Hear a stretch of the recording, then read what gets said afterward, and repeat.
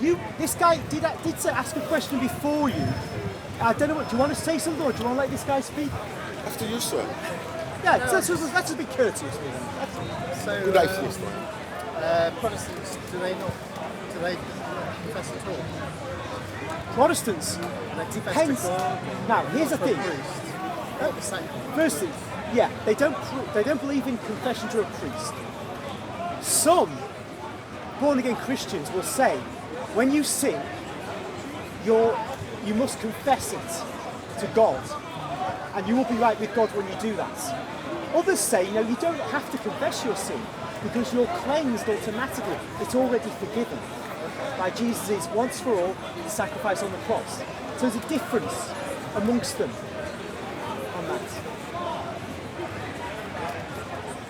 I'm sorry, the old cliche, the old adage of Hitler, if he confessed his sins, will he go to heaven? Is it a sincere confession? A sincere confession, I killed 60 million Jews, I'm really sorry, I confess my sins, can I get into heaven now? Will God let him in? Yeah, if it's a sincere confession, he will be forgiven, because anybody who would dare to say that a mere human being, if he killed 7 billion human beings on the planet, is somehow stronger than Christ's sacrament, that he's kind of can overwhelm the power of the blood of Christ. One second. That'd be absurd. So, the absolute torture that the Jewish people went through, the suffering and insurmountable, God's going to let him through just because he confessed his sin.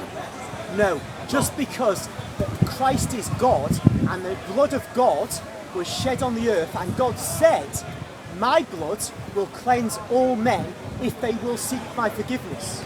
And that's justification. No, what it is, if you think Hitler would get away with this is not Protestant talking to you, this is the Catholic. But yeah, you're the Catholic, yeah. Hitler will go to purgatory and will suffer the pains of fire in purgatory. It's just that it won't be forever. You know, the killing of 6 million or 16 million or 600 million is a horrible thing, but it's finite in its effect. Hitler will suffer horribly, finitely, because the finite crime was committed.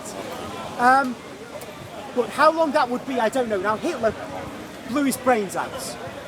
It's very unlikely he confessed, because he was one of those guys, and there's so many who are hardened atheists. But there might be someone out there like you described, who really did confess. There might be someone who did that.